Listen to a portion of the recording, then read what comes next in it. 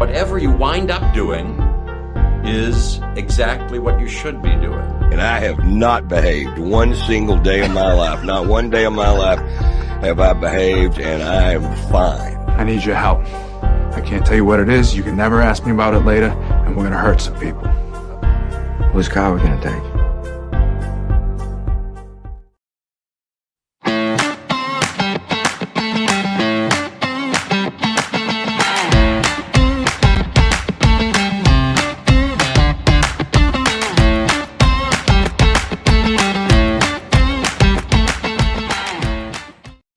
Hello, and thank you so much for joining us on the Nikki Maduro Show. Hit the band. I don't know what happened to the band this morning. They're taking the morning off. No, there they are. There they are. Yeah, like, come on. I guess I didn't. They demand a pay raise. I demand some music to start my show, damn it. This is going to be a really fun show today. We are jam-packed, so fasten your seatbelts. Chip Franklin's going to join us in just a few moments. We'll get his reaction to a bunch of politics, plus some very good news that I got this morning from our old producer, Brian Pelletier. He tweeted at me. And I mean, it put literally the biggest smile on my face, given what happened yesterday, what we knew was going to happen yesterday, which was, of course, that Trump won the New Hampshire primary. But how much am I loving Nikki Haley? Like being like, nah, screw you. I'm not dropping out. Like, that's not going to happen. So we'll get Chip's take on all of that. And then we have two great interviews coming up regarding the homeless problem, and we are doing all of California. In about a half hour or so, Steve Adami with the Way Out program is going to be on with us. Now, this is a homeless initiative through the Salvation Army. And basically what it does is there's no lag time between somebody who is drug addicted and homeless to get into care. So, but there's a catch, and Steve Adami will talk about the catch, and it really always has to do with the number one thing, which is money. And this is at a time where it's crappy outside, right? I mean, there are so many homeless people that are just sitting in the rain right now, and we need to do something about it. I'll also get Steve Adami's reaction to something like San Mateo's considering. Actually, they approved it, but they have to take another vote on it, which would be criminal penalties for homeless people who refuse shelter. Now, some people, my first thought was, you can't bleed a turnip. Like, you're going to fine me? You're going to fine me. That's what it would be if I refuse shelter. Of course, if you go into a treatment program, that fine can be reduced. But this punitive aspect of getting people off the street is what I also want to ask Steve Adami about. And then right after him, the Renegade M.D. is her nickname. Her name is Dr. Susan Partovi. She works in Southern California on Skid Row. She's currently the medical director at Homeless Healthcare in LA. She practices what's called street medicine. So she's a doctor. So somebody comes with an abscess. Somebody comes with her book, Renegade M.D., Doctor Stories from the Streets, is full of stories of the people that she's met. Man.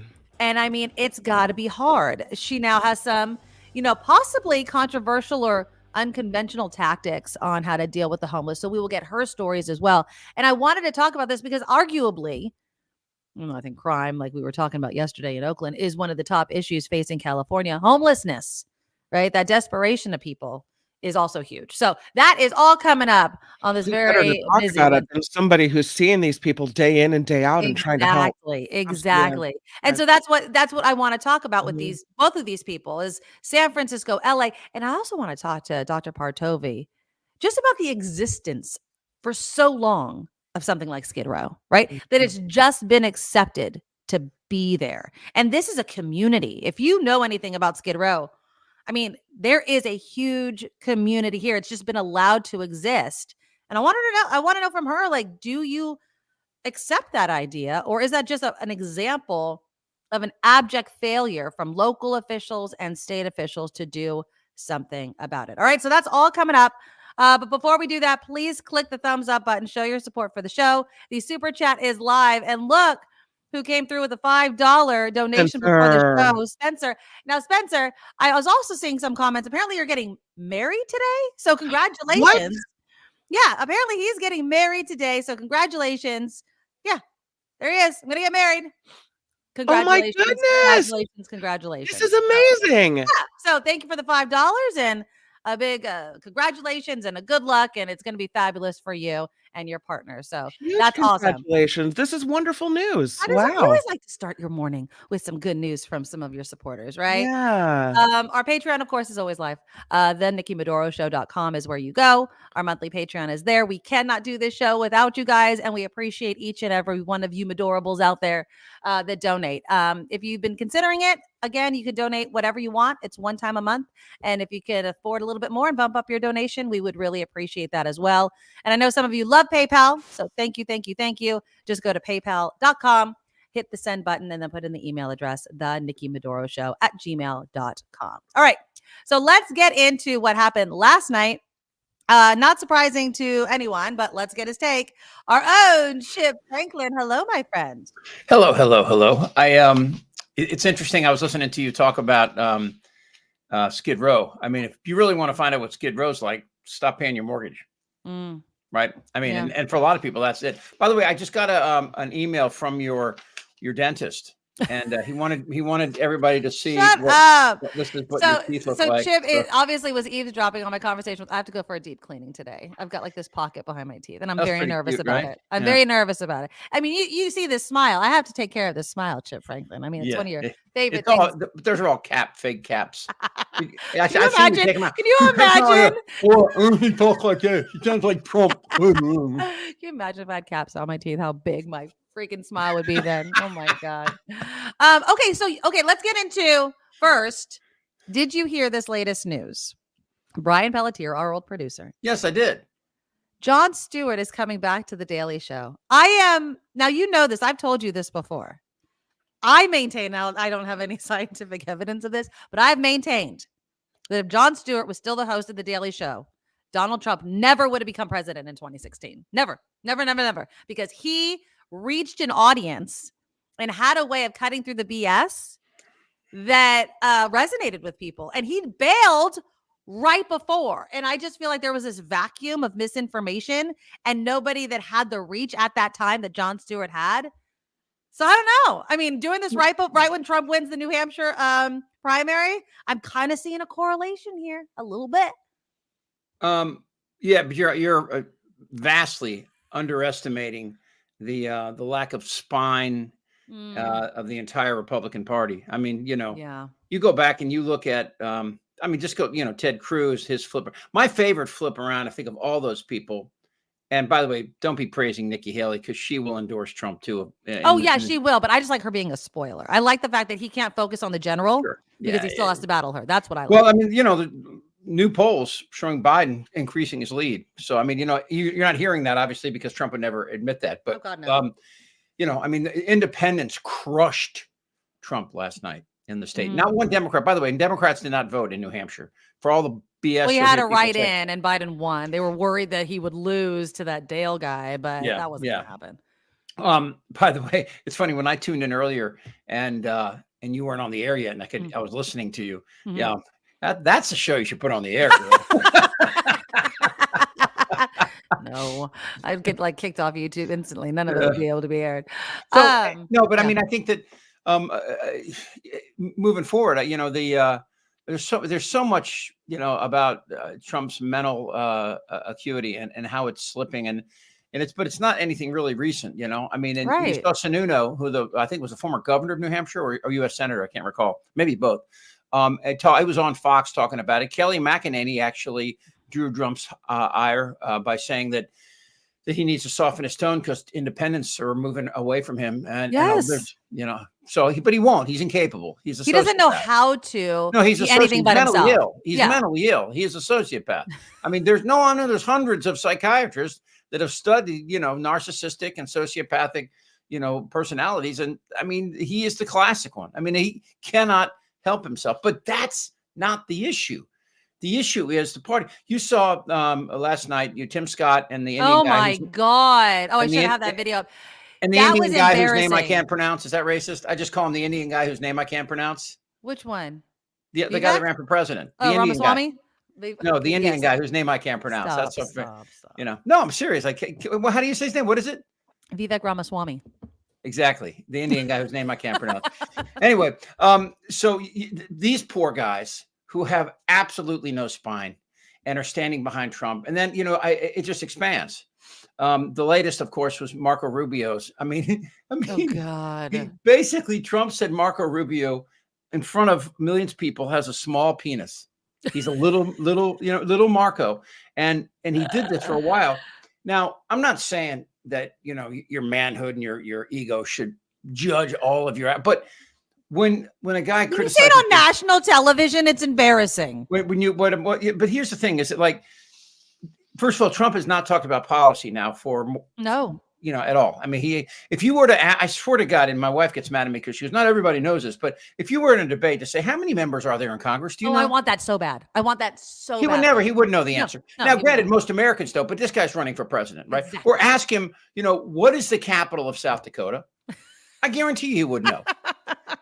My kids knew that in 6th grade. But I guess when you start going, state by state and looking at the support, so much of it is, and in politics, it's pretty obvious. We vote against things. We don't vote for people. We vote against people. And so the attack on Biden, and I think, Biden's actually redoing, he finally got rid of that woman in his campaign that was running his campaign that a lot of people had a problem with. So he's got new leadership in the campaign. They're going to have unlimited money. That they're going to be able to raise so much money. And I think that, you're going to see, in the swing states right now, the numbers are beginning to increase for Biden. So the next question is, will they do what they were trying to do in 2020 and start going to state legislatures in states like Ohio and saying they should reject electors? And then what happens then? And then what happens? That's going to be, everybody you can talk about the numbers, and then we could be, Biden could be 10, 12 points up, in all these states going into November of this year. And it won't matter if, in fact, the Supreme Court allows states to change electors after the election, and they theoretically could. I don't think that'll. I mean, of course, I don't want that to happen. Hold on. There's nothing in federal law right now that says they can't. So if a state can have a law that says that they can decide on the electors they want to send, then it's game over. And just the fear that could happen is another reason why. Oh, no, Nick, it's going to happen. You think that the court's going to allow states to do this? Is that what you're saying? Well, we'll find out later. But that's what I mean. If it happens, that's another reason why Trump shouldn't be elected. But Trump will have. The question is, will enough states do it that Trump will be able to get the 270 electoral votes, then be inaugurated in? I mean, will the Supreme Court look at it before January, whatever the date is in 2025, where the inauguration is? I mean, he's going to cheat. He can't win. He will not win. He won't win the popular vote. I mean, people forget this. Only one Republican president in the last 36 years has won the popular vote, and that was Bush in 2004. So no Republican has won the popular vote in essentially a generation and a half. But it doesn't matter with the electoral college, everybody knows. So anyway, so I mean, so I don't know I don't know. And I'm not. If in fact something like that goes down, I mean, Texas is talking about seceding from the U.S. after the latest with Abbott. Fine, bye. The razor. I'm all for the razor wire at the border, but I want it on the border between Texas and the rest of the U.S. That's where I want the razor wire, so they can't get out. The thing that bothers me is you mentioned before Trump doesn't talk policy, and that's the Republican Party. Like, they will point out a problem and not have any idea how to fix it. Right. Saying the words "close the border" means literally nothing. It means nothing. It's not, you are speaking like in a fairy tale. There's no physical way of shutting down a border that long. So what are you talking about? What specifically? That's what I want to hear from them. How are you going to fund it? What people are going to do it? Eminent domain. Are you using that? Are people going to lose their land? Like, there's no specifics, and they thrive on all these generalities. Did you watch the U.S. Senate debate with Steve Harvey, the slow talking Steve Harvey? He said that, and I'm like, what the hell does that mean? What does close the border mean? And it's just, and they say it like Trump's going to close the border. What the hell? How do you do that? But it doesn't matter. I mean, if you don't believe that Biden won the election, then you won't believe anything, right? Then it's this whole, it's not a deep state. It's a shallow state that these Republicans live in, right? And what they're trying to achieve is, it's remarkable in that they're willing to wipe their ass with the Constitution, and just essentially the 14th Amendment, which is the one I love. It's like, granted, the 14th Amendment did not have any idea of, what it would be like for Hispanics in Mexico and Central America, fleeing dictatorships, by the way, that we put in power, and trying to get to someplace safe. If a woman and her 3 kids travel 500 miles through Mexico to get to our border, yes, I want them in. I want them in actually more than I do Republican members in the House of Representatives. And I'm not kidding. I'm nothing against order, though. I am nothing against figuring out who's here and who's not, having an orderly way of doing that. I'm not against that. But people say here's that, the problem. He cut funds for the census, so we don't know. Right. I mean, they don't want to solve this problem. And it's Garvey. Sorry, guys, if I said Harvey. He doesn't. Republicans don't want to solve the crisis. They don't want to work with Biden. They don't want to do any of it. All they want to do, similar to healthcare, is bitch and moan with no solution. I mean, Obama used to say it all the time when we was talking about Obamacare before it was enacted. Come talk to me. What changes do you want to make? Let's work on solutions. That's the Democratic process and party. But these Republicans are like, no, I just want to complain so that I can get into people's head that you're ineffectual and we'll get elected. And it's ridiculous. Well, it's also, it's also fair to note that the Democrats have not really offered up a substantive solution to what's going on at the border. Well, it's never going to get solved, I don't think. Well, I mean, not in our lifetime. Most of the people that come into the United States to work would want to go back until the 80s, when we militarized the border. Right. People would go back and forth. When we put up, blocks for them going home, they stayed here, But I mean, I did an interview with Ann Coulter, I remember in 2016, and it was a radio interview. And she goes, the 45 million illegals here. And then she winks at me. I mean, so that's what their thing is. It's about scaring people. Yeah. Exactly. With lies. So anyway, but yeah, the truth is that the undocumented person over here commits fewer crimes per capita than indigenous Americans. They pay taxes. Mm-hmm. They paid $500 billion in taxes over the past 6 years, I think it is, and they get none of the benefits. They don't get Social Security in almost every state except for maybe California, where we live.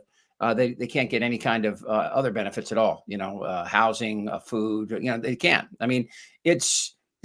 Yeah, but what's happening in places like New York, Chip, where we do have thousands upon thousands of people coming at one time, that's also not sustainable. And I'm not hating on these people. I'm just saying there has to be something done. We can't continue like this. We don't have we're going to lose the heart and empathy of Americans if our federal government and our state officials don't work together on something quickly to deal with people that are escaping whatever situation they're living in. Well, you know what makes undocumented different than us is that when they came here, they didn't kill all the indigenous people that were living here when they came. I hear what you're saying, man, but we're in 2024. We need to figure out what we do when they come. First of all, they do have a place here in California. Our GDP, probably 7 to 10% of our GDP is dependent on undocumented workers. And by the way, California, we pay for Mississippi, we pay for Alabama, we pay for Louisiana, we pay for these southern states that don't have shit, pardon my French, because they have either no state income tax or they have what does Mississippi make other than Mississippians? Nothing, right? So these states obviously are very dependent on the federal government. We are the federal government, us in New York, right? So if you don't like California so much, that's great. Why don't you just go secede, Texas? Go ahead and secede. You can't even handle an ice storm before your entire country falls in and of itself and your senator goes to Mexico. You can't even handle that. I would love to see you without federal government dollars. And then Abbott and these other, this is about this false reality that they presented to the American public. This world, I guess, unsustainable world, but they just want to get through the next election cycle. Yeah, exactly. Climate change is a perfect example of that. Everybody knows, every teacher in America knows what climate change is. And at least Garvey said that climate change was real during that debate. I mean, I was like, yeah, but he also knows in California, if you say the opposite, you're insane. I don't think that Garvey's going to win. I don't think that he has the experience. Who are you going for Senate? I mean, I like them all. You like Honestly, Schiff, Porter, and Lee. You think Porter's they're all probably my favorite. That's who I'm going for. Yeah, I mean, I interviewed Katie for Occupy Democrats, and she really, man, in one-on-one, she gives it up. Yeah, she's really. I like her. I thought that she did the best in the debate. Adam Schiff wasn't bad. I thought that Barbara Lee, although I agreed with what a lot of what she said, I don't think she debated well. I don't think she was able to get out what she wanted to in the very short amount of time the moderators were giving her. But we'll always remember Barbara Lee for voting against the only person in the entire United States Congress that voted against the war in Iraq. Well, I mean, I don't think we can lose in U.S. Senate, obviously, as long as Garvey doesn't pull out some sort of miracle. No, it's not. I think we're going to do fine in whoever gets that position. Chip Franklin, it's a short one today because I've got a bunch of interviews, but I appreciate you. Where do people find you again? I got a whole bunch of February 1st. All my podcasts are dropping. I'm doing one today on Ozempic and the dangers that proves. Okay. Yeah. But that will launch on the 2nd. Yeah, and not doing one on. Have you watched the first True Detective yet? Yes, I just watched it last night. Okay, so I'm interviewing this forensic psychiatrist on mass psychosis. Ooh. And it's unbelievable. I talked to him in a pre-interview. So a lot of these are going to start dropping on the first. Plus my conspiracy killers are coming out, and that'll be fun too. We'll be talking about bizarre conspiracies. This Chip Franklin podcast, put it in Google. You can get there. Perfect. All right. And we'll see you here next Wednesday. All right. Bye, my friend. Thank you. Hey, get those teeth clean. I got to keep this smile, my friend. Yeah, baby. Okay. See you later. Bye. All right. That's Chip Franklin, of course. Adore him. But again, we do have 2 big interviews coming up dealing with something really local, but it's seen across the country. I hate when people are like, California's going to hell in a handbasket. Homelessness is a problem that stretches across this country. It just does. And it's not as if... It's just that we're huge. We're a big state. We have big problems. And a lot of people love to live here. And if I was going to choose a state to be homeless in, I sure as hell would choose California than freaking Utah, right? So we're going to talk about some solutions. I was saying how Republicans just talk about problems, but never talk about solutions. So Steve Adami with The Way Out and the Salvation Army is coming up. Kim McAllister is here to do some headlines before that. And then after Steve Adami, we are going to be talking to Dr. Susan Partovi, the Renegade M.D., about what she sees and hears and witnesses with her street medicine within the homeless community along Skid Row. And what she thinks about Skid Row even existing. Okay, click the thumbs up button, show your support for the show. And here's Kim with some news. Now, from around the world to up your street, the Nikki Maduro Show presents News Czar Kim McAllister. Well, good morning to you. Of course, as we know, I know. We knew it was coming. Doesn't make it any more palatable, does it? But it's true. Former President Trump is the clear frontrunner for the Republican Party's presidential nomination following a big win in New Hampshire. Trump defeated former South Carolina Governor Nikki Haley in yesterday's New Hampshire primary. The victory dealt a blow to Haley's efforts to unite an anti-Trump coalition of moderate Republicans and independents in New Hampshire. And as Nikki mentioned earlier, President Biden also won in New Hampshire after a write-in campaign for him. Do we know how? What was the other guy's name? Dean Phillips. Dean Phillips. Oh, I think it wasn't really. I saw this really sad picture where there was just like one supporter with one sign standing in the snow, and I was like, oh, kind of how it went for him. Yeah. Mm-hmm. Oh well. That's the picture when President Biden was speaking on the lines for the United Auto Workers when they were on strike. So it's no surprise that the United Auto Workers Union is expected to endorse President Biden. Multiple reports say the endorsement will likely come today as the president is set to address UAW members at their conference in Washington, D.C. Again, President Biden last year became the first sitting president to join a picket line when he visited workers striking for higher wages in Michigan.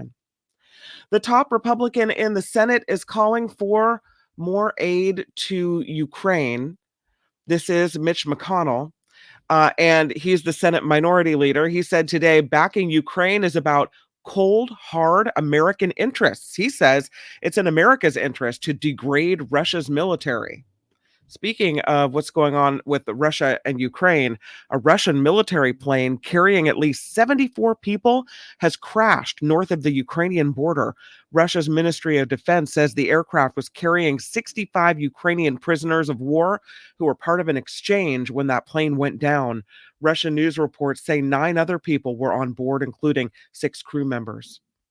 A Texas congressman is urging President Biden to get involved now and take the state's National Guard under federal control if Republican governor of Texas, Greg Abbott, defies a Supreme Court ruling that allows federal agents to remove the razor wire from a section of the U.S.-Mexico border.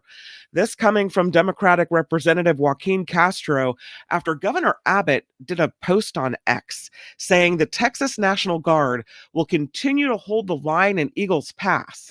He said Texas will not back down from our efforts to secure the border in Biden's absence.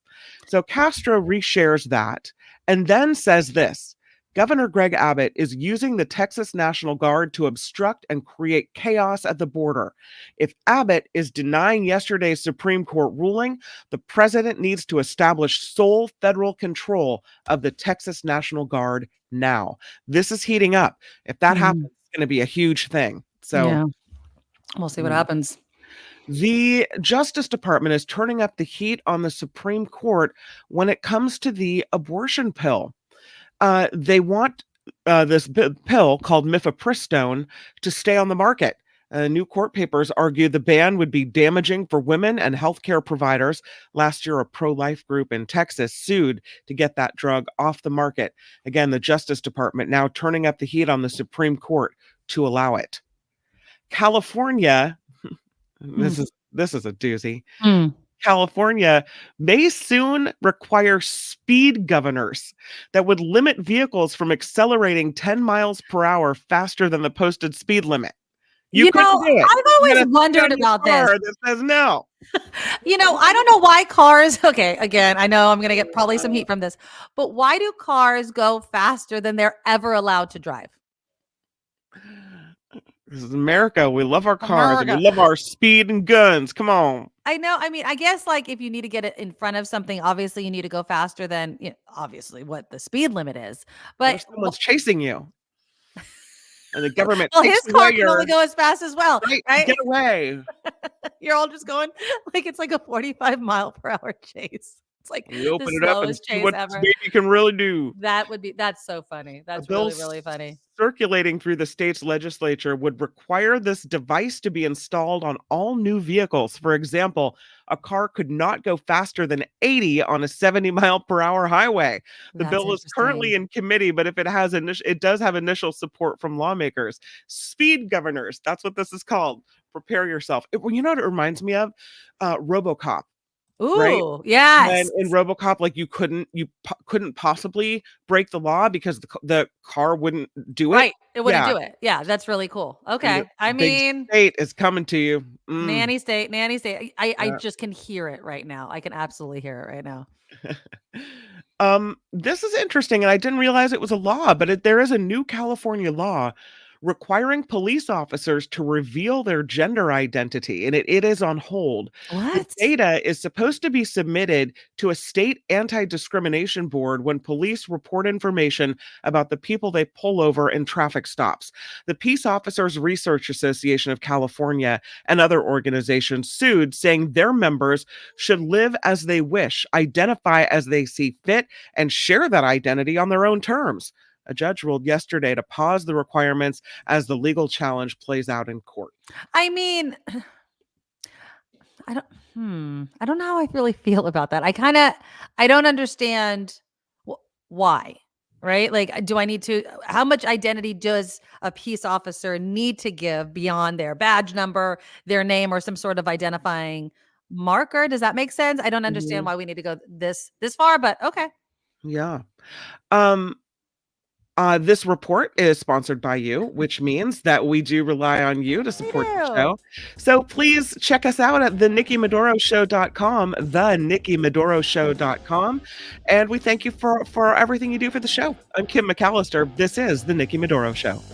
All right. Thank you, Kim, so much. So Again, thank you to all of our supporters. Again, Chip Franklin, I know it was a short interview, but we have a lot of things that we want to talk about today, specifically regarding one of the biggest problems facing California. Now, again, like I said, crime, it's rampant in places like Oakland, and yes, we have a police shortage. But I would argue that if you go to other states, one of their biggest criticisms about California is the overabundance of homeless on our streets, the encampments. I remember I had a friend that grew up with me here in San Jose, my best friend. She moved to Idaho, and we were driving along San Jose streets, and she saw a homeless encampment. And she's like, and her daughter was in the back seat. And she's like, look, there's one, as if it was not a tourist attraction, but something that they just don't see. When during Christmas, I was in Arizona visiting my brother and sister. My sister-in-law and I were driving in the car, and there was somebody panhandling on the side of the street. And she's like, we never used to have that before. And now all of a sudden we're seeing a lot more people on the road, panhandling, asking for money.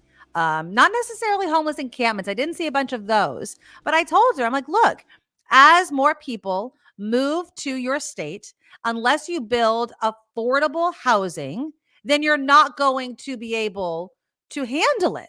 Now, Arizona has a ton of space, I would argue. I don't know how much it's livable given the temperature in Arizona and how safe it would be to live in all parts. But if you build enough housing and you have enough people that need to move there, and you have enough water, although they're having water problems. We are waiting. And just to let you know, Steve Adami with the Salvation Army, I'm looking in the virtual green room. He's having a bit of problems logging on. So we're waiting for him. But there was a decision close to home that happened yesterday. And this is in San Mateo County. So if you're homeless in San Mateo County, you may soon be compelled to accept services, or you could possibly face a fine. Under the new regulation, now it still needs another reading, so this is not in place yet. Anyone contacted for illegally camping on public property in the unincorporated areas of the county could be charged, but those charges would be eligible for diversion programs offered by the Superior Court, and then jail time would be avoided. I don't know how I feel about this. I feel like they're just threatening the fine, Kim, just because you have to have some sort of punitive aspect, or then people will just be like, no, I'm not going to go. You're not really doing anything. Do you think that people have a right to be homeless? That if you personally, Nikki Maduro, decided that your house is too expensive and you would rather camp. Oh, right. Do you think you have the right to find an open spot somewhere, pitch a tent, and have that be your house? And you know, you then you might have to move from place to place because, you know, people are going to shuffle you out of your area. Right. But this is the lifestyle you've chosen. Do you feel like you have the right to choose that lifestyle, or you can't do that on public land? So we've got to, you know, force you to take the shelter that we give you. Yeah. I feel like, look, if there is shelter for you, you have to take it. That's how I feel. And I don't care. I don't want to say I don't care. I'm empathetic. How about that? I'm empathetic to the fact of, well, I want to stay here with this little community that I've created. I mean, maybe I can't take my pet. Like, all these sorts of things definitely need to be taken into account. But at the same time, and this might sound a little harsh, but you're homeless. Like, I don't know how much you get to dictate the housing that's being offered to you, as long as it's safe, it's dry, it's humane, right? I don't want people living in a hole, cold, or anything like that.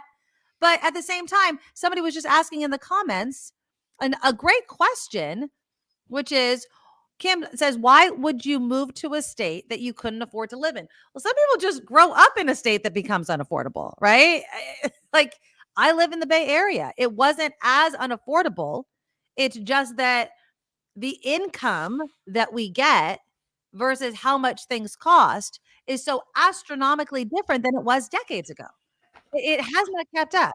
I'm sorry, like, from school, college, housing, everything has not lined up with the average of what people make. I love this moment, though, during the U.S. Senate debate when they were talking about the economy, I believe it was, and they were asking for like a 1 to 10 of how California was doing with this economy. And Katie Porter had a great answer. She said 5, but that's because it's an average.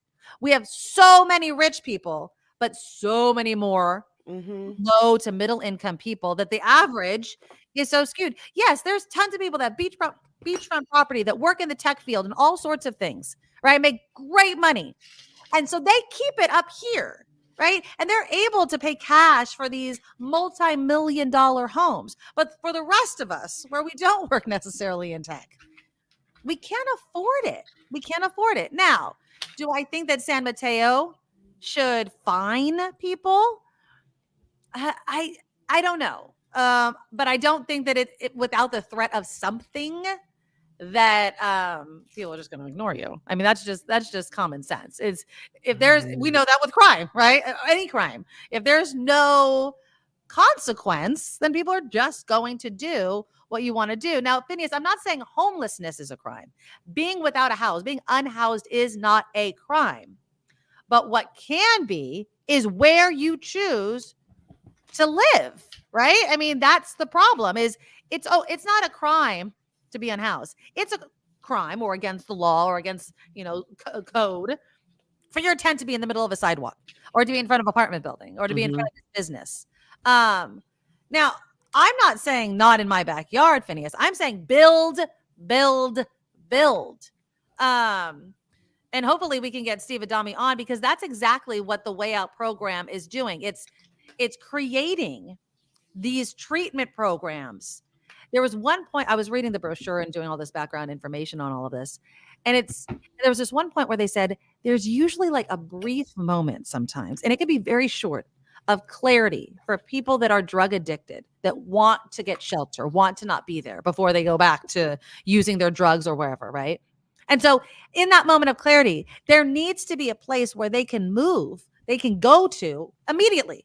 There's no assessment that needs to be done. There's nothing like that they can just go without any of the hoops. But right now, that's what has to be done. So right now, the Department of Public Health is not funding this detox facility. They want city cash to fund it instead of, Medi-Cal. Okay. So right now, many treatment programs in San Francisco are funded by Medi-Cal.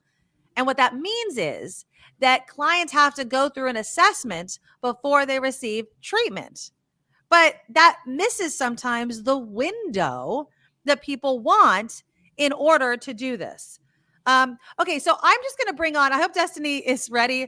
I don't know if Destiny is ready. I see you in the virtual green room, Destiny. Let me know in the private chat if you're ready or not. I know that Steve Adami with the Way Out is having some connecting problems. So just let me know in the comments, Destiny, if you are ready to go, because I don't want to bring you on if you're not ready. But yeah, it's one of these ideas of taking a look at how we can solve this problem in a way that might be a bit different. Okay, let's welcome, and I hope I'm going to pronounce your last name properly, Destiny. Let us welcome Destiny Pletch. Yay! Hi. Thank you so much for coming on. Now, Destiny is the Way Out's deputy director. Steve Adami is the executive director, but Steve's having some connection issues. So I really appreciate you, Destiny, coming on here, because I don't want to fill in the shoes. So yes, please. Well, in all honesty, you and Steve, you're working on something in a way that is a bit different. As I was mentioning, and I don't know if you heard, the Way Out, and correct me if I'm wrong, is to provide immediate places for people to go when they have that moment, and it may be brief, of clarity to get treatment. Is that correct? So the Way Out is a little bit bigger than that. That is definitely a piece of the Way Out's charge, but really the Way Out is a recovery focused system of care. And so we run 30 programs in San Francisco, the Salvation Army does, and we get that from a mix of different funding. But really the Way Out is really centered on building out this system of care. And the way you enter into that system of care may look differently. But really what I think our claim to fame and what you're speaking to is our treatment on demand process, where we're eliminating bureaucratic barriers into our recovery wellness center or detox.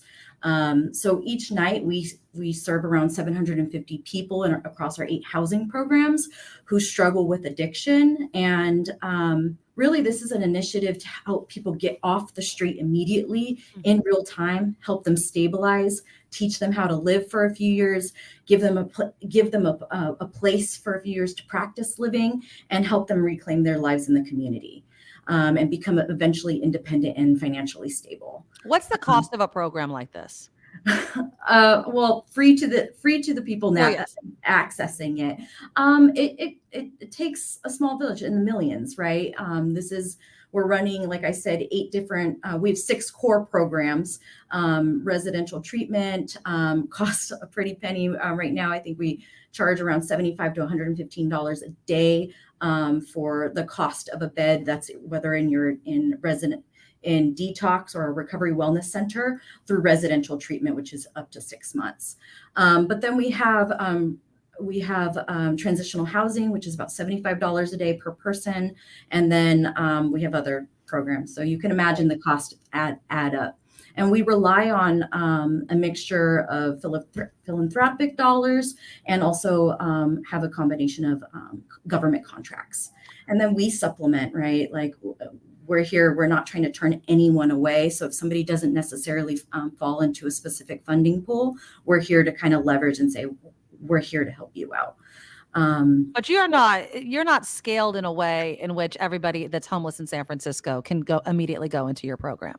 No, not yet. I mean, the idea is that we will scale to add up to 1,000 beds to San Francisco's continuum of care. And really our initiative is hyper focused on individuals who are homeless, who identify as having a drug use problem. That is really our niche. Like, we recognize there's tons of other great nonprofits out there serving children, serving youth, and but we're not there to serve those people. Are you men only, or is this women too? I mean, do you keep them separate? Like, how does that work? All people, all adults, I should say. Okay. So we do have one of our programs is, like I said, San Francisco. We have many programs. We do have a family shelter for families with children, but the core program of the Way Out really just serves adults struggling with addiction. Go ahead, Kim.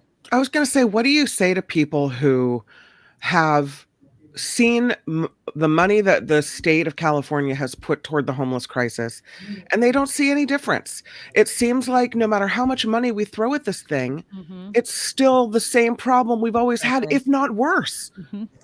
I think we leave the people out of the equation. We're so hyper-focused on solutions that we think will solve all, and really we take the human element out of it.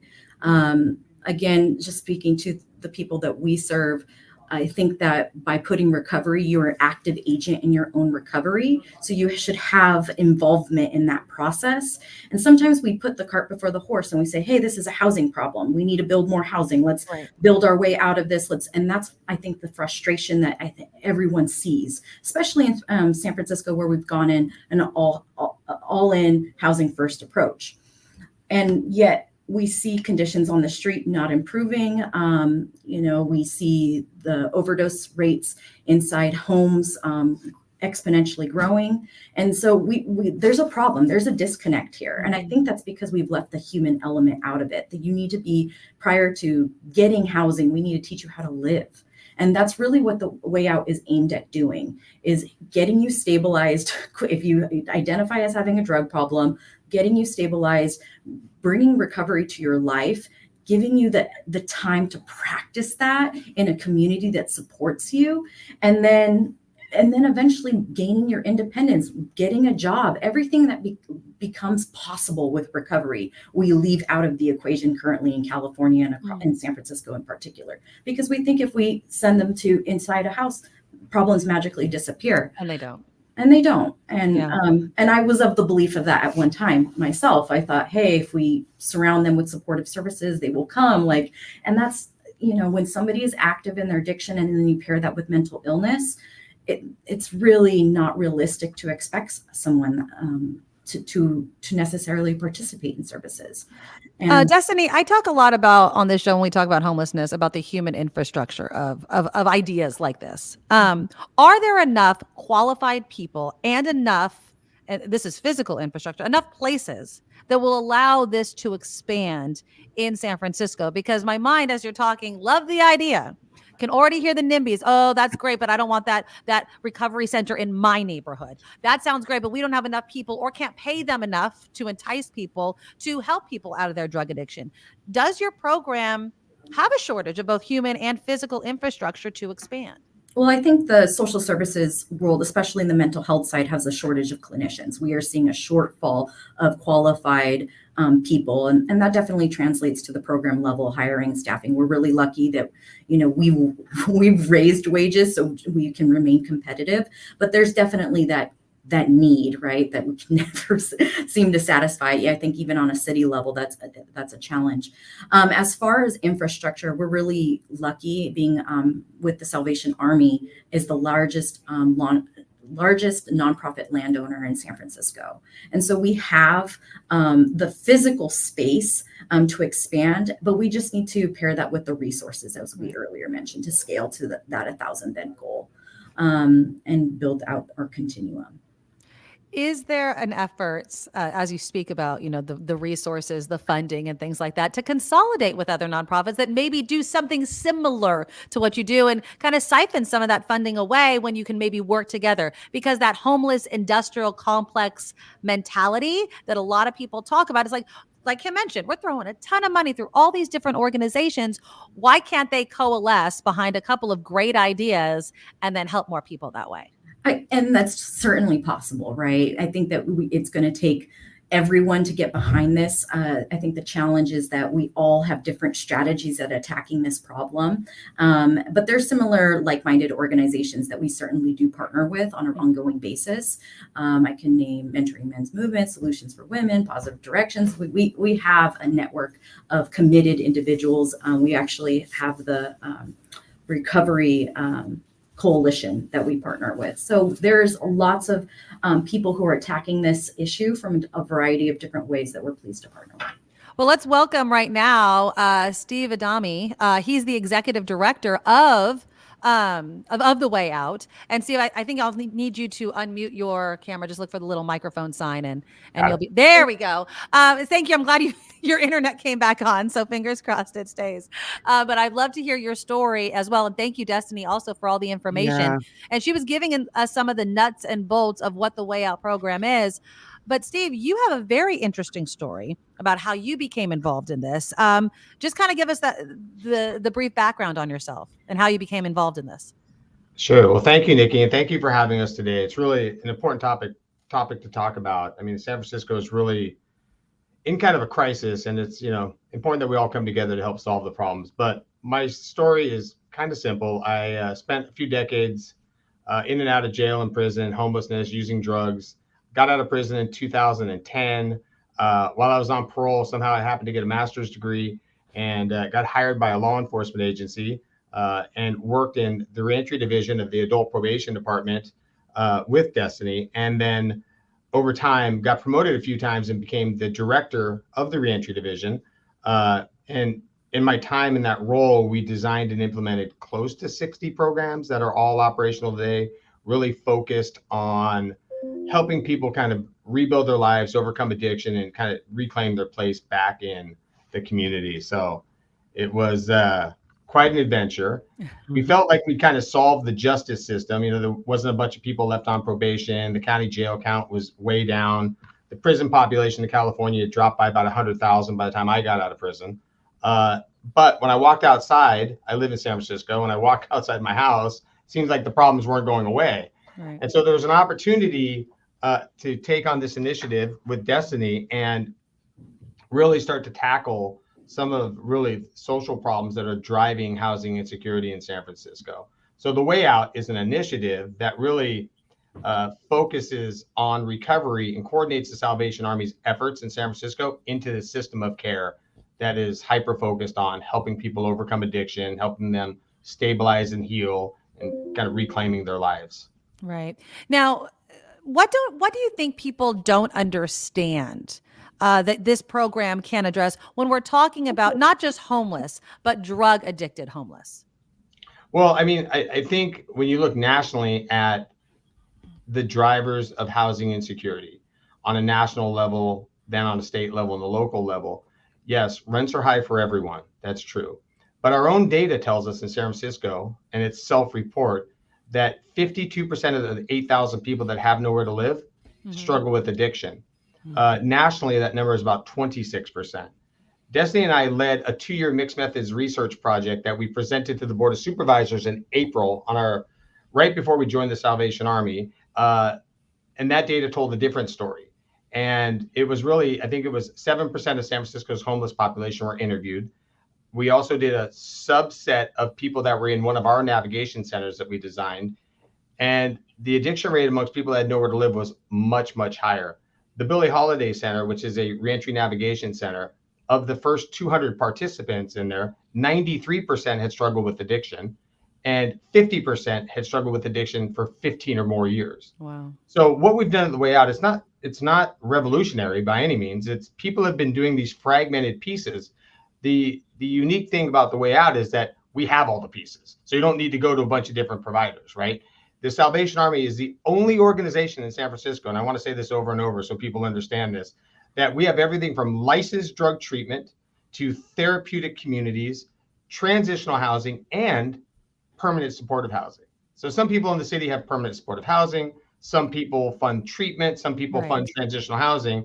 We fund all of it, and we have a family shelter all in one. So this system of care is really designed to address people struggling with addiction, and then this helping them get off the streets and healing, and over a 2 or 3 year journey with this, kind of reclaim their lives and return to the community, independent, financially stable, with the ability to just live a happy life like the rest of us. Do you reach out to the homeless to urge them to go through your program, or do they have to come to you first? Like, is there kind of this outreach, like, come get service, or do you wait for them to come to you? Well, it's a combination strategy. You have to do outreach, right? People in the streets nowadays, they've lost hope. It's different for the last decade. Folks that are living on the streets, I live on 10th Street. When I walk outside and I talk to people on my way to work, they're struggling. And so you have to get out there and talk to people. And what we've done is we created a thing called Pathway to Independence. And it's our guarantee to anyone that if you complete treatment, we will give you up to 2+ years of transitional housing for free, right? So it's one of the 6 core programs of the Way Out. So the Way Out has 6 core programs, and there's about 15 or 16 ancillary programs that work in conjunction once people get through the core programs. But really focused on helping people overcome what's driving their housing insecurity. What's your success rate? I mean, do people come in? We have one of our questions, comments from our viewers. A lot of homeless don't like rules. How do you overcome that? Is that true? I mean, is that what you experience? I mean, I could also argue maybe they're just not in their right mind to follow said rules. I don't know. Yeah. What was your first question before the rules you asked? Oh, just about the success rate of it. Like, when people come in, do they want to follow the rules? That's why I wanted to ask. Like, do they follow the program? Is it hard for them to follow the program, to be successful, to get into the transitional housing and eventually be on their own? So we have a comprehensive data system that collects data amongst all 5 programs. 6 programs. We are entering into an evaluation process and outcome evaluation on our programs. So we've only been operational as a system of care that was really intentional for the last 8 months. Okay. So we definitely can share some success stories, and I think it's about 80% of the participants that have entered have successfully exited. That means they left to permanent housing, were financially stable, but the sample size is really, really small. I think nationally, drug treatment's got horrible completion rates, right? So you either have a really hard program and nobody gets through, but the people that get through do really well. I see. Or you have kind of like a not really rigid program and a whole bunch of people get through, but they don't do well once they get through. I think ours is a balanced approach. So I'll give you an example. The Harbor Light Center is going to be graduating 19 residents in March, right? When we started working here, there was only 30 people in our treatment center. Today, there's over 100. So folks running that campus have just done an amazing job of creating this culture of inclusiveness where people really feel like they're part of something. And so I think part of that is, yeah, people don't want to follow rules. I don't want to follow rules, right? But at some point, when there's consequences to your behavior, you start listening to people. And what you have to do from a provider standpoint is you have to build trust and you have to build this culture. Like, so recovery is difficult. Anybody that's anybody that's been to prison, anybody that's been homeless, anybody that's been addicted to drugs, like getting clean is complicated because then you have to deal with life, right? It's just easier not to have to deal with that stuff. And that's what creates some of the tension in people's lives. And what we do different than most people is we're trying to reinstill hope, right? And once people have hope, they can find purpose. And then that's the key, because in purpose comes community. And then once you have this community around you, I think you're set up for success, right? That's why homeless encampments are actually kind of successful. They got all their friends there with them. Right. They're living together. They're taking care of each other. We're just trying to create that same culture inside a community that's healthy and reinforces that kind of positive values. How much, I guess, for people that are listening in the last couple of minutes that we have with you guys, how can people, or what do you need from the public, the people that are watching, to be able to expand something like this? Or what do you need from the city of San Francisco or the state of California or even the federal government to have more of this program expanded in the city and beyond? Well, I mean, that's going to be something we'll be able to really define in the probably next 6 to 8 months as we go through this evaluation. So our programs have a blended funding mechanism. So it's some local funds, some state, some federal, and then some philanthropic dollars. To scale, obviously, you want to make sure that everything is working together perfectly, and that as we track long-term outcomes, because we're going to be tracking outcomes up to 2 to 3 years post the final program, which is you can actually stay with us for like 3 years. And if you don't have anywhere to go, you can probably stay longer. But from withdrawal management all the way through to really recovery-focused housing, it's a 2.5 to 3 year journey. And so then we're going to be tracking outcomes 2 years beyond that. So I think so you're kind of at the beginning stage right now is what you're saying. Yeah, to really make informed decisions about how things are working together. But what I think is important and how we can all work together as a community is we've kind of normalized dysfunction. And it's not normal. It's not normal to live on the streets. It's not normal to shoot heroin in front of my house. It's not normal to not be held accountable for your behavior, right? So the streets have become a mess. And I think what people are looking for is hope and structure and purpose. And I think if we all work together as a community to help people find that, I think we'll be a lot better off. I want to say this because it's something that often irritates me. Housing is not a solution to a drug problem. People do need to get off the streets and they do need to have a place to live, but it's often not the first step. And what we've done now in San Francisco is nobody's even encouraged to go to treatment anymore because they're being told by all these folks, like, we just got to get you into housing.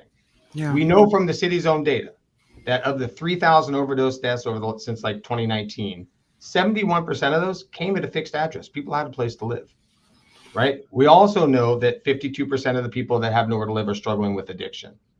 So yes, rent's expensive. Yes, people should not live on the streets. It's not healthy for anybody, including them. And it's very traumatizing for people living out there. But I think we need to take a step back and really start having honest conversations of the impact drugs are having on people's lives, families, the community, and children. Yeah. And if we just can have honest conversations about helping people move forward and become whole again, I think everybody will work together better. Like we do provide housing, but the way out is not a housing program. The way out is an initiative that's got a bunch of programs that has one goal: to restore hope and help you rebuild your life so that you can, find purpose, find hope, find joy, and do the things that the rest of us do that make people happy. So, well, I think that what you guys are doing is awesome. I think that focusing on recovery first is extremely important. So the way out, I want to get the website. The website to find out more information is thewayout.com, I believe. It's thewayoutsf.org. thewayoutsf.org. We will put it. Kim, can you put it in the banner for us right now so people can find it? If you want more information, I'd love to get you both back on to continue to kind of follow you guys in this journey. Especially, we're all in the Bay Area. We want to see this solved, but we do know that the homeless and drug problem extends way beyond our borders. So there it is, thewayout.sf.org. sf.org. Steve Adami, Destiny Plesh, thank you so much for coming on. I really appreciate it. Thank you. Thank you so much. Okay, bye-bye. Yeah, and so it's just, it's difficult. It's really, really difficult to, just like Steve said, to walk by and know that there's all of these programs. It seems like, right, we're inundated with all of these programs, and they all sometimes take one aspect. This is taking kind of a multifaceted, recovery focused aspect. But what's going on the streets? What is happening right there on the streets? And that's why I wanted to transition. And I'm so excited that I could do these interviews back to back, given that Steve has a history with both drug abuse, imprisonment. Dr. Susan Partovi joins us now. She's also known as the Renegade M.D, Skid Row doctor. You have a bunch of I've been reading up on you. I've been following. She's out with this book. Let me show the book real quickly for people. There's her book. Oh, there it is. Renegade M.D. I have a bigger picture of it. Renegade M.D. is her book. I was able to read a lot of it, doctor. Thank you so much for coming on the show. Oh, thank you. No, it's very exciting. It was perfect topic dovetail as well. Yeah. So just to give a little bit of background on what you do. Now, I wanted to kind of go from San Francisco all the way down to Southern California. Of course, Skid Row, infamous homeless encampment. I mean, it takes up so much space and has been there for such a long time. But give us just a brief story of how you kind of became the Skid Row doctor and brought your medical skills to the homeless there. Well, I started, I'm a family physician to begin with, and we do get a lot of training in mental health. And I've always, I did my residency at a county facility. So I've always been pulled towards working with people who don't have a lot of opportunities, who have less access. And after being on faculty, I switched to working in the community and worked at the Venice Family Clinic in 2003.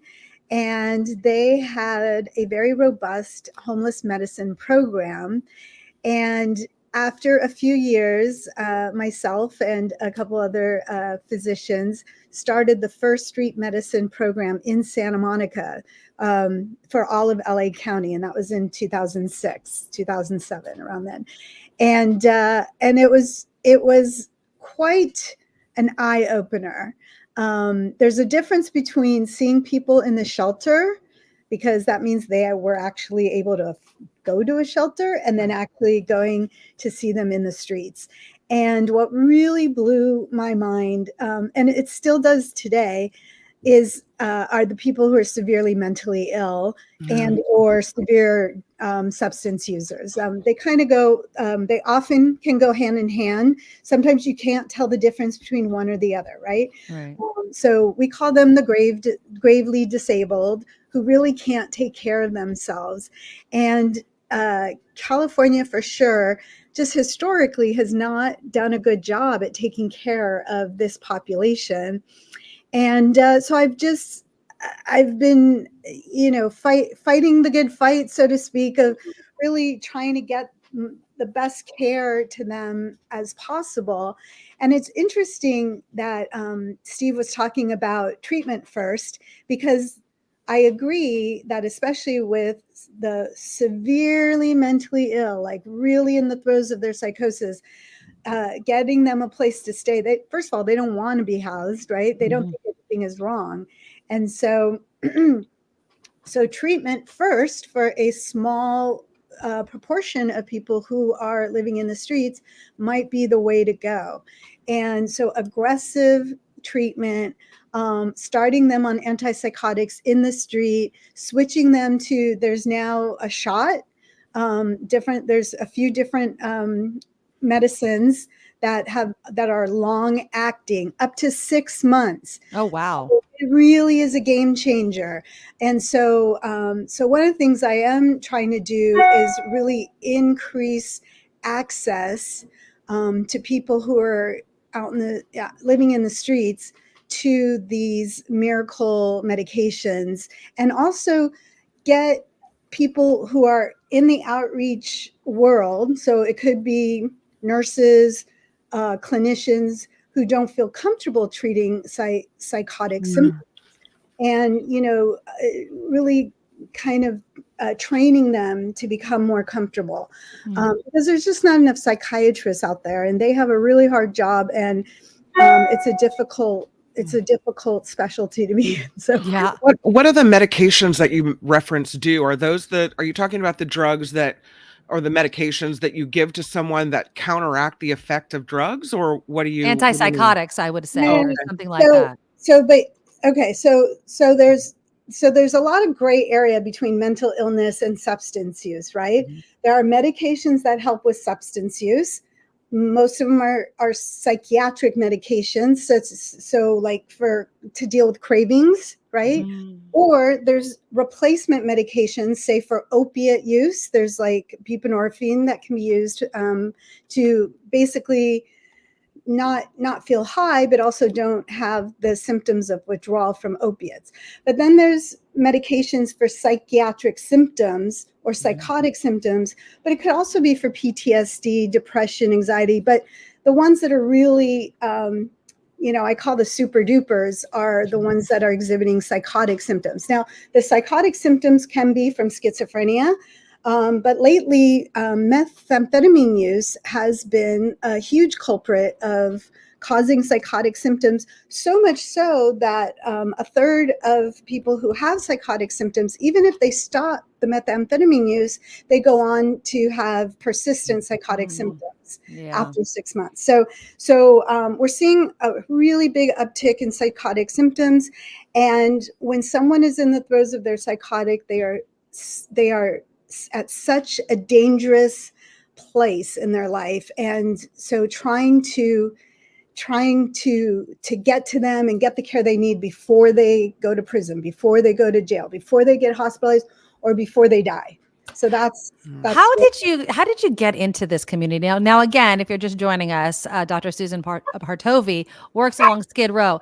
I can only imagine, I don't know, sometimes I would feel scared to approach people that are in the throes of a psychosis or possibly on drugs. Just on a personal level, like, how do you get over that? Have you just developed the trust, or do you just kind of push through, or your experience in your career has prepared you? Because I'm sorry, I'm empathetic. If I saw somebody walking down the street, someone in our comments was mentioning a woman walking down the street naked, I would feel scared to approach this person and help, and I feel bad about it. Yeah. So it takes a little bit of a little bit of skill. Like if someone's like really angry and they're yelling at their voices, we're not going to approach them. Okay. But if someone's just talking to themselves, they're not dangerous. And in fact, when someone's like talking to themselves and then you go, hey, Kim, how are you? They'll be like, hey, doctor, how's it going? Like they can snap out of it and come back to like sometimes to a quote unquote normal conversation up to, maybe a minute or so. And so you just have to gauge. But the crux of street medicine or street outreach is building a relationship with the people. And so so at first you might, like, for example, a couple of weeks ago, it just started getting really cold here. So I went to the 99-cent store and bought a bunch of, hats and earmuffs and gloves and stuff. And it was a great hit. I was almost like christening people with a hat, Right.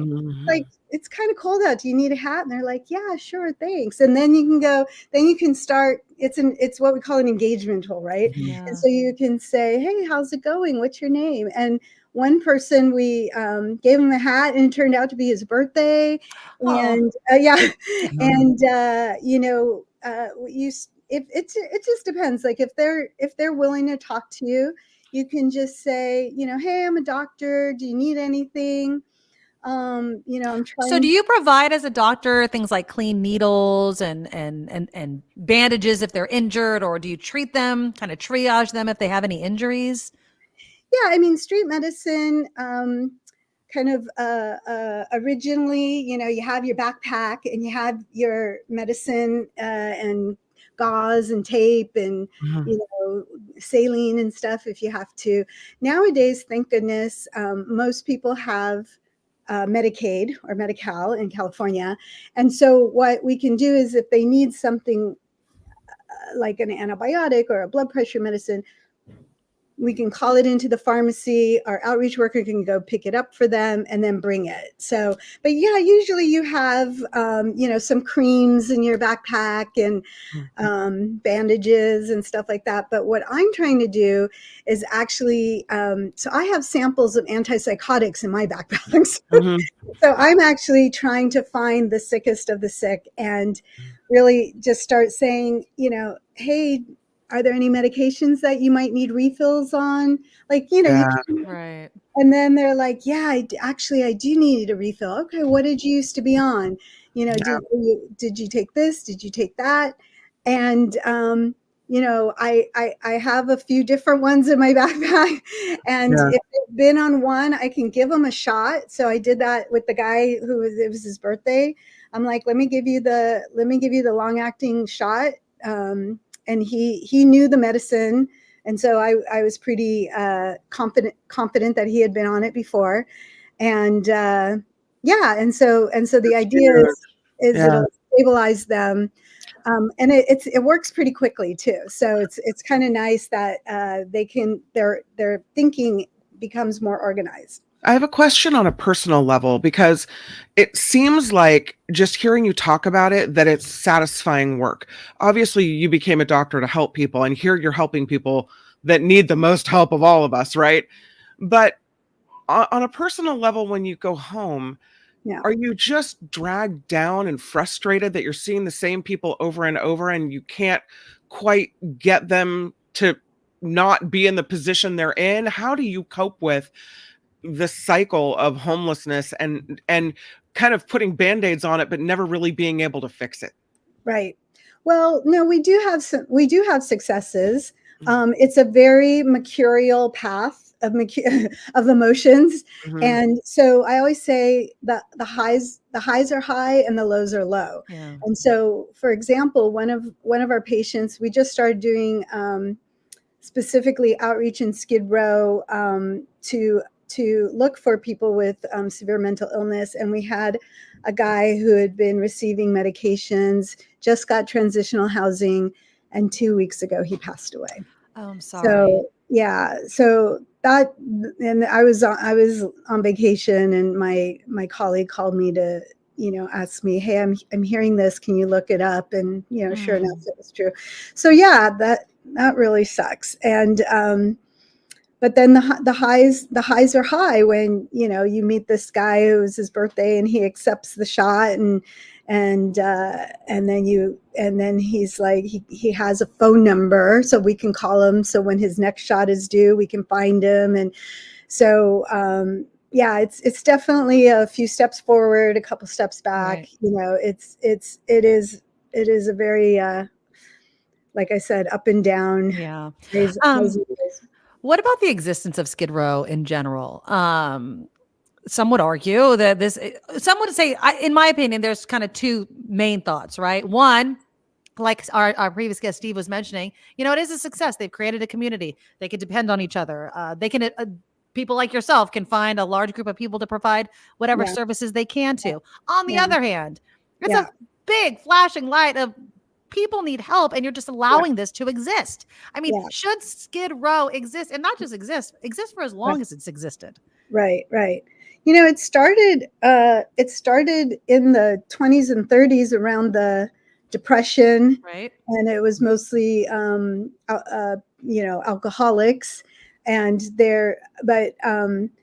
also it started because they had these single units, so people would come to work and stay at these hotels where like the single male unit kind of thing, to come and work. And then when work started declining is when people couldn't afford these units and they just started hanging out in that area. And then the 80s happened, where the crack surge, cocaine surge came about, and And the closing of mental institutions, right? I mean, a lot of these people are mentally ill. So a big, I would say at least half, if not more, for Skid Row, not all of the homeless population, but are severely mentally ill. Now, there could be an uptick because of the recent meth use, the surge in that. There has been, I mean, just to let you know, there has been a lot of work to getting people housed in Skid Row, and they're cleaning up streets on a regular basis. I've heard of people who've been there for years, getting the help they need and getting housed. I think that if we could treat mental illness the way it's supposed to be treated, I think half of Skid Row would be gone, for one. And how do you envision that? We need more assertive treatment, like street treatment, because they're not going to make it to the clinic. Mm-hmm. And then we need to be able to put them somewhere where they can be stabilized. And so it doesn't necessarily have to be a hospital, but it has to be a place where there's high level of care, 24/7 care. And if they're so bad that they are at danger for themselves, then yeah, they need to be hospitalized, and it shouldn't be so freaking difficult.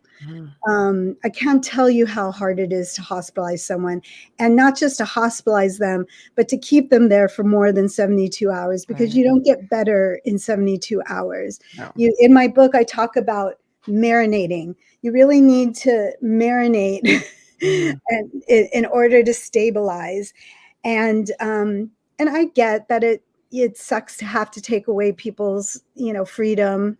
And I'm not saying it has to be like that for the rest of their lives, but there needs to be a structure that allows for aggressive, assertive care and treatment in a nurturing environment. And then there needs to be the gradations that is needed. Everyone's at a different level of need, right? Mm-hmm. There's some people who have really high level needs, and there's some people can, live a normal life and live on their own. But we have to have that full spectrum available, and we really don't. And the reason is because there's not a funding stream for it. Right. Medicaid does not pay for it. Medicare does not pay for it. And so it's, the counties are basically holding the bag, and it just depends on which county, has more money. LA has a lot of money. And so I think we do a little bit better than other counties. But yeah, it's a struggle.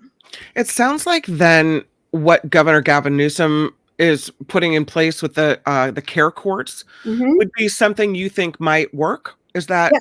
So okay. I've been involved in helping implement care court on a state level, and the idea is really to reach out to the people, the sickest of the sick, and to provide resources for them. So it gives the county an excuse to go find people. And so what's different about this program than any other program is that the family members can petition for their loved one to be taken care of. Right. And so what the county does is they get that referral and they have to go look for them. And there's an accountability set up that they need to be looking for them. And when they find them, they need to be offering them services. So it's kind of cool because it allows for an avenue of these mental health workers to look for people, find them, and then offer them services. And then there's different avenues that they can go. So if they accept services right away, which many have, they don't have to go through the court aspect of it. They can just start getting the resources that those programs have in existence. Right. We have a question for you. What do you think of SB 43 that would expand 5150 criteria? Would it help? But we don't seem to have enough 5150 beds. Exactly. So yeah, I was actually very much a part of trying to get that passed with Eggman's team. And we actually have been trying to expand the definition of grave disability for a while. And so it is miraculous that we were able to do that. It's a little bit of a bummer that most of the counties, except for San Francisco, are wanting to delay it for a couple years. So that the conundrum is, yes, we want to be taking care of people that fit that criteria, but the writer is correct in that we don't have enough beds right now. But Proposition 1 is going to kind of divert some monies to create what we call housing that heals. So it's not building institutions per se, but it's building places where people can, transition get stable, maybe step down, then live. So that's really the hope behind Proposition 1. So, why do you think it's so bad? Maybe, I don't know. I mean, I know we're a gigantic state, but do you think that it's worse in California? And why do you think that is if you do? Yeah. So we're given a grade F by the Treatment Advocacy Center. And it's interesting. So there's E. Fuller Torrey has written several books about this, and he writes about the history of mental illness and treatment over the centuries. And what I realize is that a big part of it is definitely the economic aspect of it. But with California, it also was the civil liberties aspect of it. And so California is very proud, and rightly so, for taking such a stance on civil liberties, right? And that has been they've included severe mental illness as part of that. So historically, California has been very strong on civil liberties, which I don't disagree with. However, it's kind of allowed the pendulum to really swing the other way, to where any kind of progress to where we can, in my opinion, take care of people in the aggressive way that they need to be taken care of. The ACLU or the disability rights group in California are very much opposed to this, and so it's difficult. And I'm not against these. I mean, they both do really good work in general, but on this issue, they have blinders on, in my opinion. Yeah, it seems a bit misguided when, again, you're talking about people that may not be in their right mind. So they need help. I mean, that's the whole thing. It's like they need somebody to advocate for them, even if it does seem like it's a taking away of their civil liberties, which, I mean, they need help. I feel like this is what I always say. If somebody's literally laying their body down at our feet on the street, they are begging for help, whether they are with it or not. And that's what's so surprising it's gotten bad. Have you ever seen someone in such bad shape hollering on a street corner in San Francisco or what have you? And at least my thought is, because I'm incapable of doing the things that you do, why doesn't someone do something? Why don't we do something? How can we let people be like this? So unfortunately, and I don't want to put the blame on anyone. I think the cops have a very difficult job, especially in Skid Row. I mean, we have people literally dancing in the streets as cars are whizzing by, and half naked, all naked. And the cops that have been there for years or decades, they know if they do, LAPD is allowed to do a 5150. So in California, that's the 72-hour hold, and they're allowed to take someone to the hospital and say this person needs to be on a hold. They're out in 72 hours, back in the same freaking place. Yeah. So it's demoralizing to them, I would imagine. And then same with psychiatrists. Again, they have a really hard job. Like, how many people come to General Hospital in Los Angeles needing care only to know that we can't, there's nowhere to put them. So even though the definition of grave disability has been expanded, we now need to hold the community accountable, which means we need to have more places to put people. Yes. And so again, more places for housing that heals is kind of the catchphrase that we use.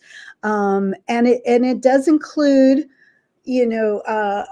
medically necessary involuntary care is part of that spectrum, right? But again, we want people to be, the most autonomous as possible, but sometimes they need to be taken care of against their will. Exactly. And I use in my book, I do use an example. I've had to take care of my mother who has dementia, Alzheimer's, and then my sister actually in her 50s developed a pretty rare type of early onset dementia. Yeah, so I had to take care of both of them. And so dementia, especially with my mom, in her 70s, 80s, you'd say if someone is wandering the street and they have dementia, like my mom escaped her caregiver once. And so I'm calling the police and they're like, oh my God, this is an emergency, right? Mm-hmm. But if it was my adult son who had severe mental illness, they would be, oh, well, he's an adult and he can take care of himself. Right. Yeah. It's that initial So there's there's a disparity there. And then if I had, the example that I use in the book is if you had a 5-year-old child who needed chemotherapy, but was tantruming, saying, no, right. Would you go, okay. No, right. Exactly. And I'm not saying that these adults that suffer from severe mental illness are children, but a lot of times they are at the executive functioning or developmental capacity of a child. Mm-hmm. And so we have to, and you don't strap the kid down, like you talk to them, you try to do whatever you can. And it's the same thing, with the adults. We're not saying and I get it. There was an article that did say that, there was too much use of restraints, and I agree with that. And yeah, we have to definitely do better when we are taking care of people against their will. So what do you need, like, for people like you, and you're getting so many compliments in our comments about, being out there, you're compassionate. And I think people want to see more Dr. Partovi's out there on the streets of Skid Row, San Francisco, all around the country and the state of California. But what do you need? I know obviously at the state level, we have the care court, we have these bills that are trying to, expand the definition, but on the ground, you're on the ground practicing this street medicine. Yeah. What do you need, and what message do you have for those that maybe want to do what you do? So I think me personally, I'm out there to work with the sickest of the sick. And so when I talk to other street medicine or street outreach people, I'm telling them to call me if they have needs about addiction or psychiatric needs. I mean, obviously, there is this in LA.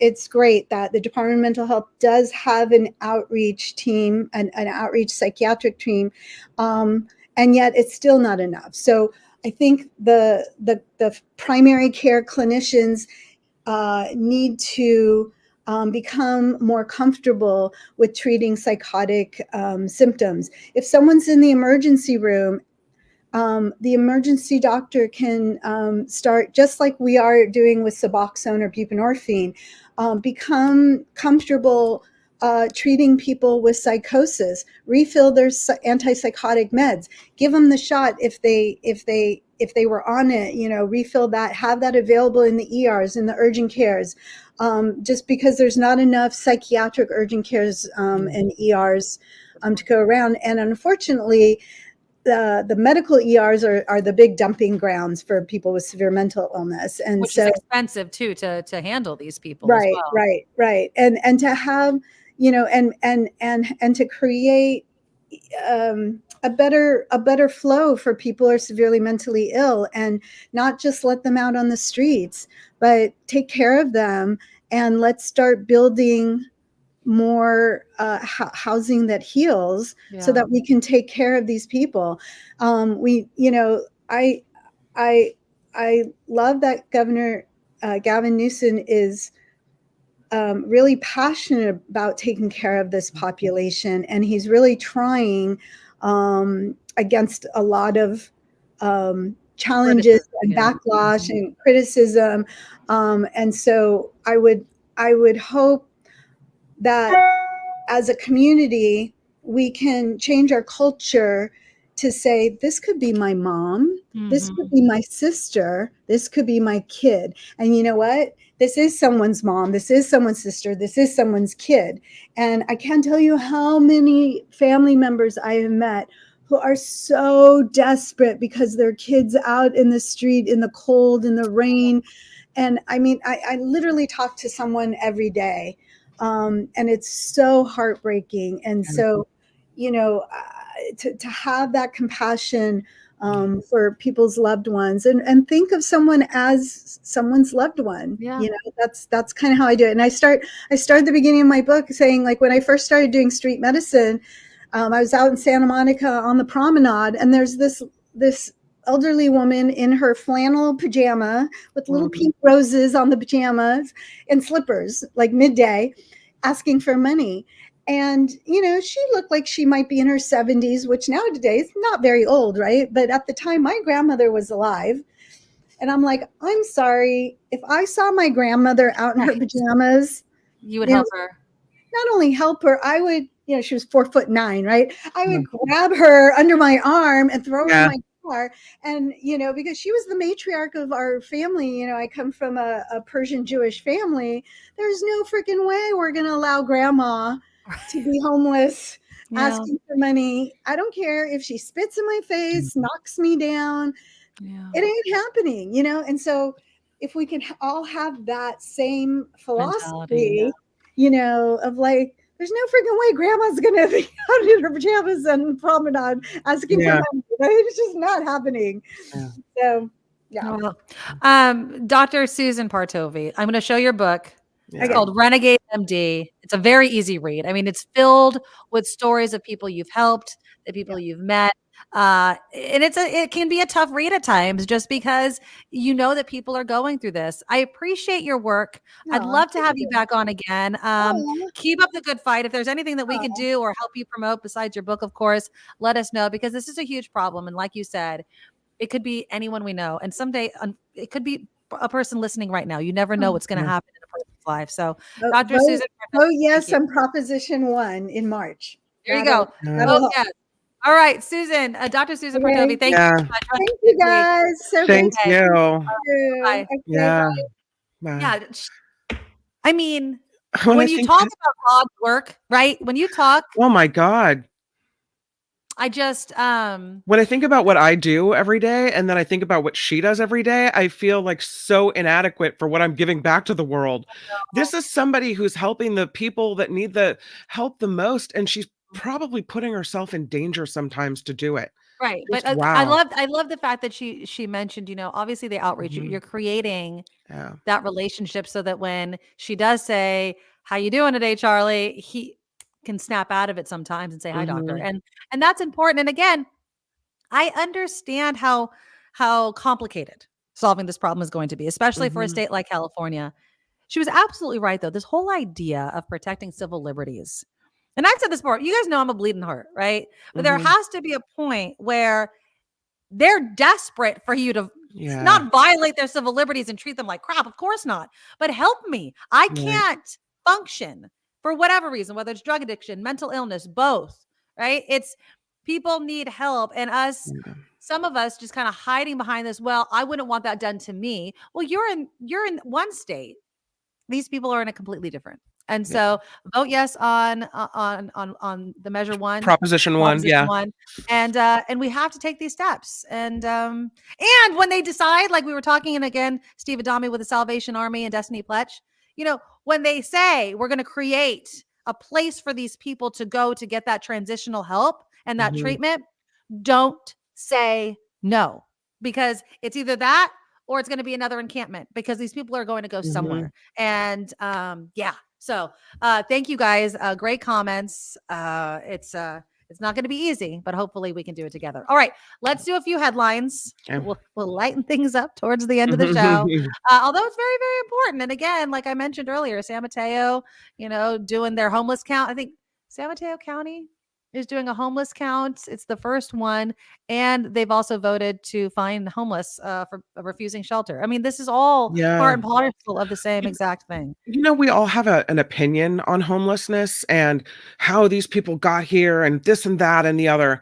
Right. But I find it probably most beneficial to listen to the people that are dealing with it every day, that are out there, that are, as she said, street medicine, that are out there on the streets and working with these people and seeing what they're facing firsthand. They're the best able to tell us all how to help the situation and how they need help to help these people. And so I didn't know if she was going to support Care Not Cash, and I didn't know that was, or not Care Not Cash, Care Court. Yeah. Sorry, that was Gavin Newsom's attempt in San Francisco when he was mayor, right? But something interesting about Gavin Newsom, I find too, is he's always at least tried something. There are things he's tried that hasn't worked. Right? Yeah, many. He's always looking for the solution. It seems like in this case, maybe he heard her pleas for help and what she needs, right? And so maybe this is a way to give her the tools she needs to help people. And I'm all for that. Yeah. There's a book again, somebody was asking, Renegade M.D, Dr. Susan Partovi. Check it out. I was given a little PDF to read ahead of time. And it's a good read. It's very touching, but it's hard work. It ain't easy. And so, and again, people that don't do it, just believe the people that do. How about that? I know it's easy to sit in our warm homes with our food on the table and in our right mind and be like, this is what should happen. I'd rather take the opinion of people that are down there in the streets every single day doing God's work. So, all right, let's do some headlines and then we'll lighten things up before the end of the show. Here's Kim. Now, from around the world to up your street, the Nikki Maduro Show presents News Czar Kim McAllister. We talked about rain in Southern California. We've got regions from the plains to the northeast to the south under some kind of winter advisory today. A winter weather advisory is in effect from the plains all the way to New England.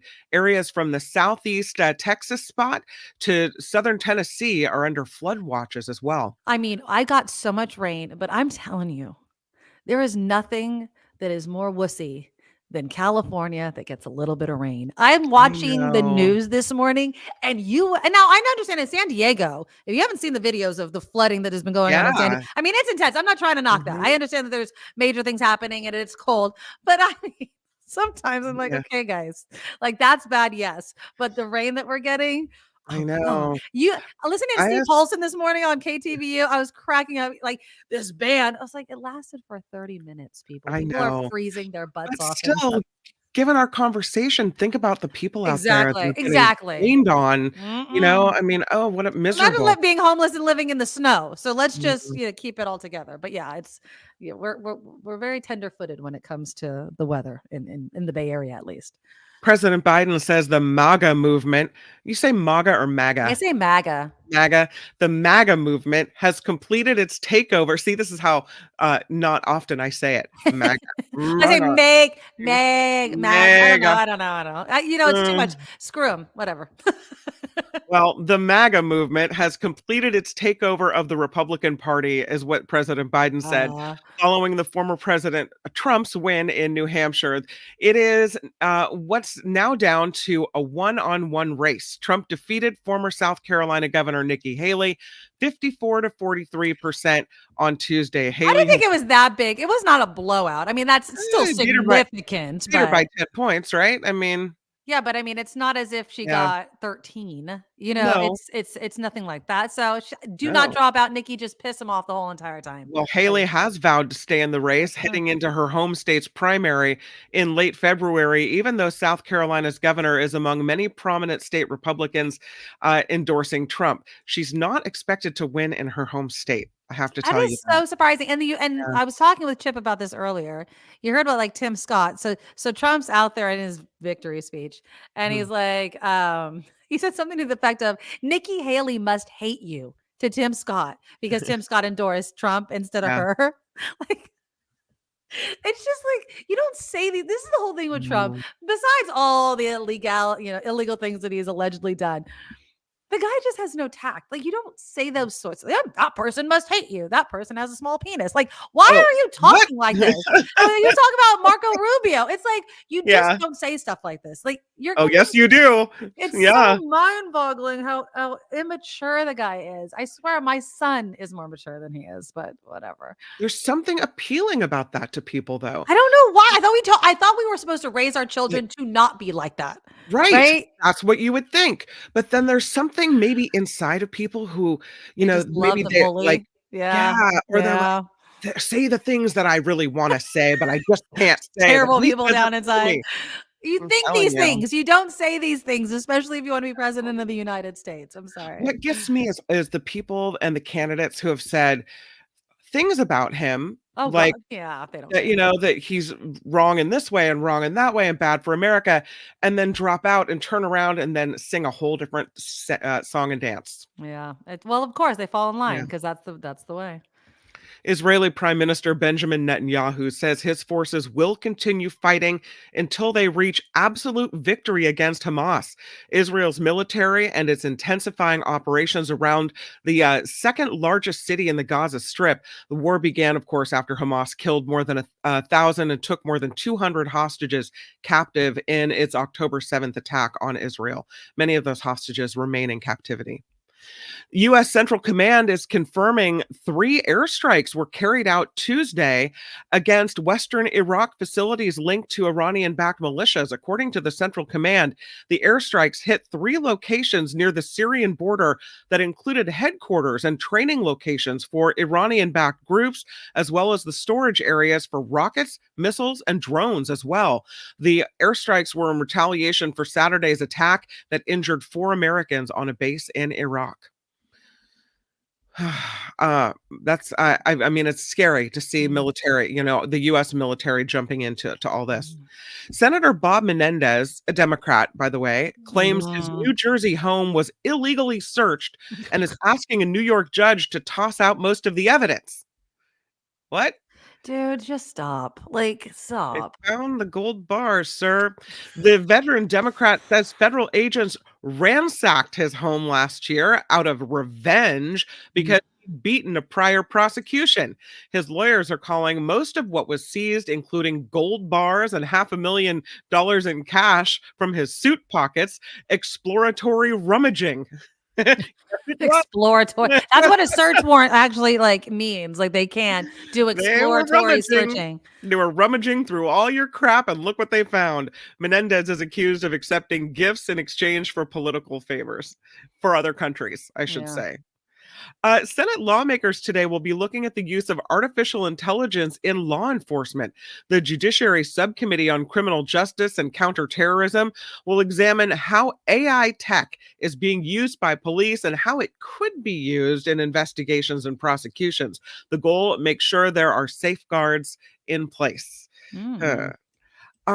Oscar-winning actress Anne Hathaway apparently bailed out of a Vanity Fair photo shoot after learning that hundreds of the company's workers had gone on strike. Oh, More than yeah. 400 union members were on strike yesterday at Condé Nast, which owns Vanity Fair. Variety says Hathaway was getting her hair and makeup done for a photo shoot when she heard about the 24-hour strike, got up out of the chair, Look at and you. left. Oh, good job. Yeah. And then, there was the strike for Condé Nast. And then you heard, they have fired tons of people over at the LA Times because last Ooh, week yeah. they had a 1-day strike. Print specifically, it's going through it. It's really bad right now for all of them. Ryan Gosling is extremely Yes, he disappointed is, as he should be. that Greta Gerwig and Margot Robbie were snubbed in this year's Oscar nominations. Well, Gosling earned the Best Supporting Actor nomination for his role as Ken in the blockbuster Barbie. The film was up for 8 awards, but Greta Gerwig, the director, was not nominated for Best Director. And Margot Robbie was not nominated for Best Actress. Of course, she played Barbie. Gosling says he's more than disappointed that the two people most responsible for this history-making, globally celebrated film were not nominated in their respective categories. Isn't that the whole premise of the movie Barbie? He added, there is no Ken without Barbie, and there is no Barbie movie without Greta Gerwig and Margot Robbie. So Barbie got, which a lot of people are also pointing out, they're like, Barbie got nominated for Best Adapted Screenplay. And people are like, what the hell did it adapt? The toy? Like the made-up story that we made in our head about Barbie? It doesn't make any sense whatsoever. And I think that it's lame. I think some people think that it was absolutely fine. Some people thought that Fantasia also was a snub for Best Actress or supporting actor, one of them, for I think Best Actress for The Color Purple, I believe. Oh, yeah. I think Fantasia, that's the one that she was in. I have not seen The Color Purple, so forgive me. But yeah, you always hear these things, but for Barbie, Margot Robbie, Greta Gerwig, for them to receive so many other awards in the other, like the Golden Globes and things like that, to not even get a nomination. I'm not saying they had to win, but to not even get a nomination. And then people are like, well, there's only so many spots. BS. You can make it's not as if it's written by God. Freaking make more spots. It's not that big of a deal. So I don't know. I thought it was lame. I agree. And for him to get it, like I loved Ryan Gosling in that movie. I thought he was great. Best actor and Margot Robbie and Greta Gerwig don't get it. I just thought it was lame.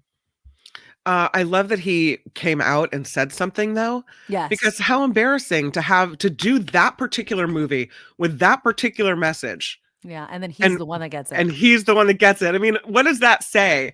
It's like everything the movie was trying to tell us, here you go, served on a silver platter. Exactly. Anyway, this report is crowdfunded, which means we do rely on all of you. We have seen your participation in the show today. We thank you so much for all the help you can give us. We've seen Spencer pop through with his $5 super sticker twice. So nice. Thank Jim you. with the $5 as well. Thanks, Jim. Did you see Luis's comment? Oh, Luis, I did. As a mental health professional, he writes, I appreciate Dr. Susan's efforts so much. Fight on. Thank you for the $10 donation as well. Marilyn pops through with a $5. So thank you. The super stickers and super chats are open. And of course, find us at thenikkimadoroshow.com, thenikkimadoroshow.com for the Patreon and the PayPal links, which is so important to us. Thank you very much. I'm Kim McAllister. This is the Nikki Maduro Show. Thank you, Kim. All right, we have a few more minutes left, and I wanted to touch on something I had teased yesterday, but we were having such fun conversations about all sorts of other things that we never got to it. And that is jobs. And I had a question for Kim because I know that your daughter was doing working at the horse stalls, right? Is she still doing that job while she's in high school with all her delusions of grandeur of every AP course she could ever take? It's slowed down a little because when it rains in the winter, okay, she can't go out and ride. But no, she's taking a work break. Okay, so she's not. So that's my question. So there was this article in the Washington Post, and it was looking at part-time jobs, and it was saying that more of today's Gen Z, which is the high schoolers right now, are making their way into the workforce. Right. And there had been, and this is a reversal of what had been going on pretty much. I mean, the growing share of teens having part-time jobs. I didn't realize this, and I wanted to pull the graphic, but it would show up clear so you wouldn't see it. Basically, between 2006 and 2011, I mean, I'll act it out for you. Teenagers working. I mean, it plummeted. And a lot of it has to do with one, extracurricular activities. A lot of parents like school, sports, or whatever else you're doing. And also this idea that it's taking away from kind of the childhood and what have you. Well, according to the Washington Post, there has been this uptick starting right after 2020. They basically are saying the pandemic, all these kids were cooped up and they're like, I need to get out. I need to get a job. I want my more money to go out. So here's my question for you guys in the last few minutes of the show. Would you rather have your teenager? Do you think your teenager gets more from focusing on school and extracurriculars or having a part-time job? Both, because they kind of are getting their feet wet in the world, seeing, that, they have a little money, they have something to save, they're contributing to the world, they're, having responsibility. I like the idea of teaching them that they have to, be somewhere, they have a task to do. Right. Yeah, I like these things. On the other hand, a lot of schools require volunteer work. And so they may be getting those things, even if they're not getting paid for them because of the volunteer requirement. Oh, I don't know. So, yeah, because I do know that. What is it? Is it so that starting your junior year you have to do, or is it sophomore year that you have to meet those requirements? Julia had to start doing volunteer work as part of a grade. Freshman? Oh, really? No, and she did it in 7th and 8th grade. Okay, because I know in high school, like people are like their community service points or whatever they call it, right? So you have to do that, and I have no problem. I think everybody should try to volunteer with doing something. I'm not going to dictate what it is. Here's my thinking.